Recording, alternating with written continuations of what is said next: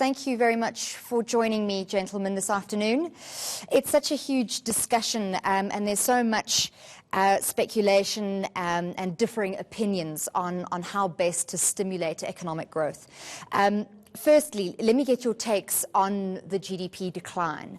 Let's start with you. So a lot of it will certainly be the electricity crisis that we have experienced this year, the load shedding and all of that. And so that speaks to the fact that we have one monopoly provider of electricity, that we don't have redundancy in the sense that we don't have other players being allowed into the market.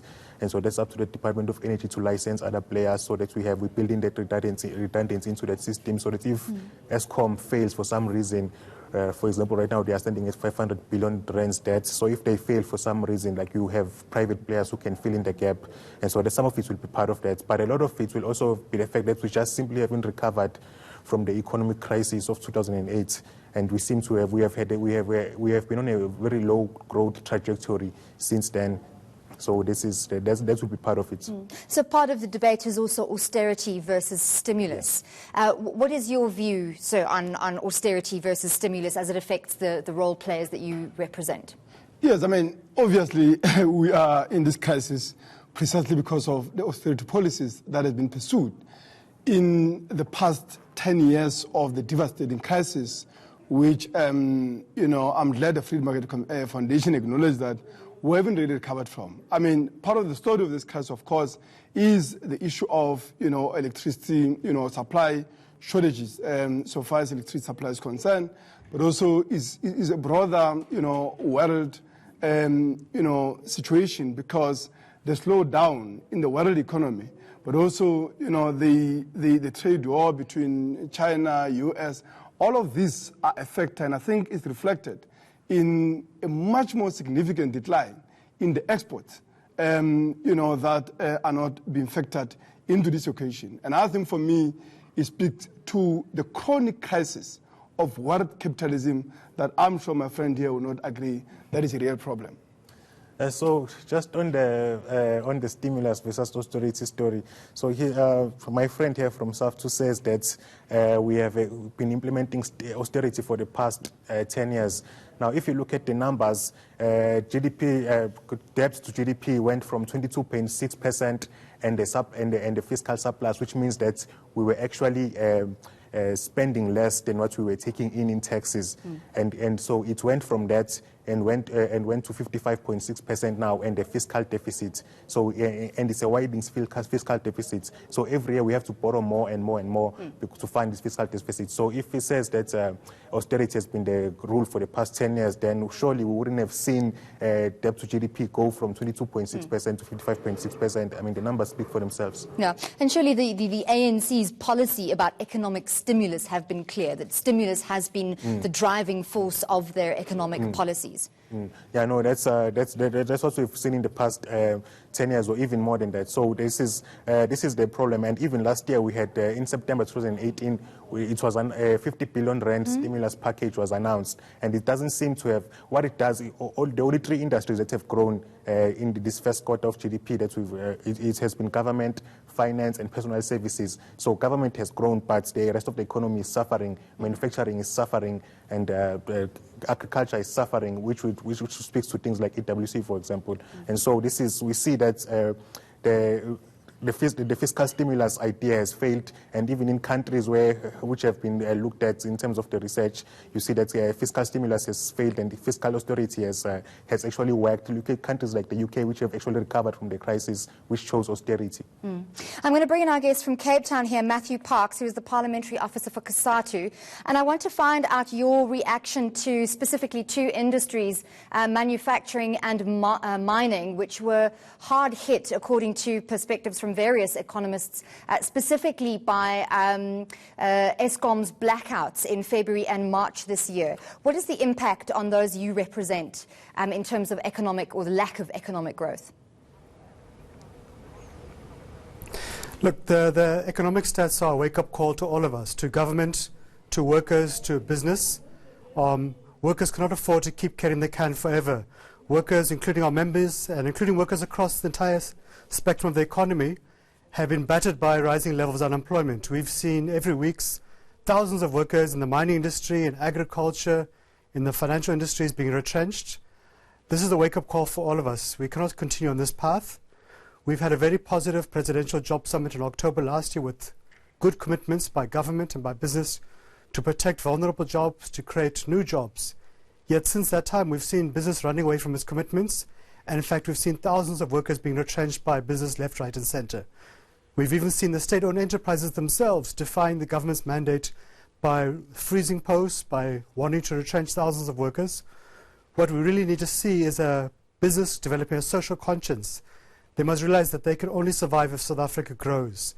They need to be contributing towards a solution to creating jobs. Equally, we need to see government come to the party. Government needs to develop the political will. Government has enough resources, but it needs to tackle wasteful expenditure, corruption, etc., where we see about 150 billion rand lost every year because of government inefficiency and corruption. If we can get those things right, we can develop a social compact between government, business and labor. We can grow the economy. We have the potential.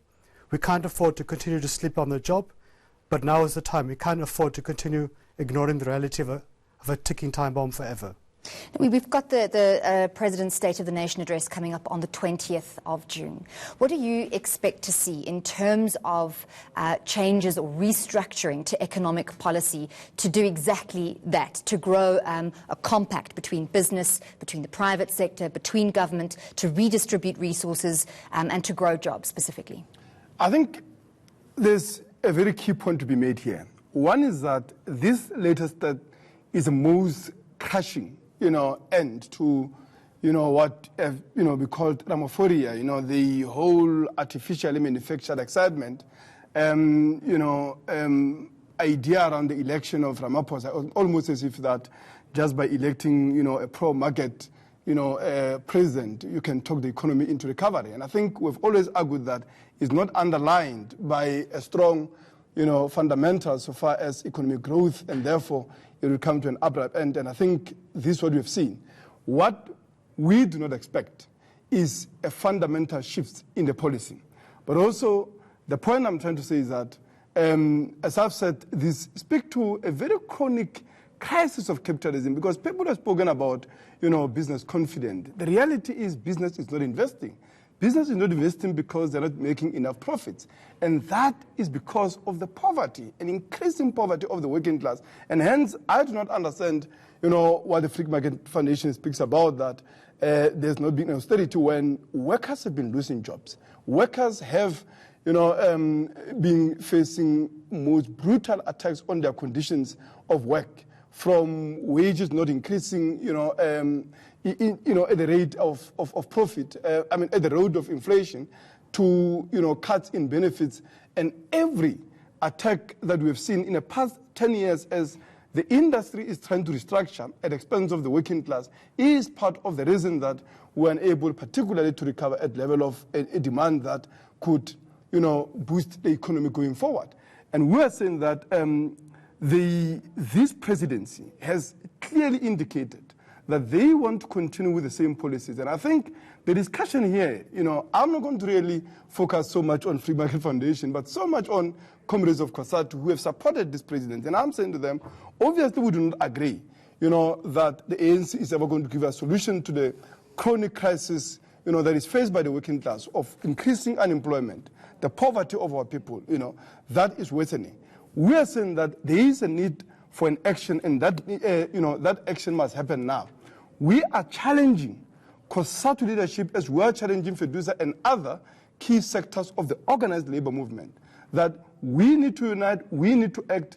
Summits are not going to provide, a solution to the problems. And I think the fact that few months down the line, after the job summit, hundreds of workers have lost jobs. And this means, even more horrendous living conditions to workers that already, even before the crisis itself, were already poor. And we're saying that there is a need for action. Cosatu, serve to continue to extend its invitation to Cosatu, that we need to be able to act.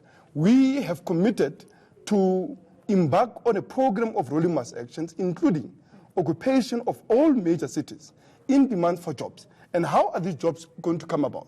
We think nationalization, particularly of those sectors of the economy. I'm going to interrupt you here, just because I want to ask a very specific question, and I apologize for interrupting you.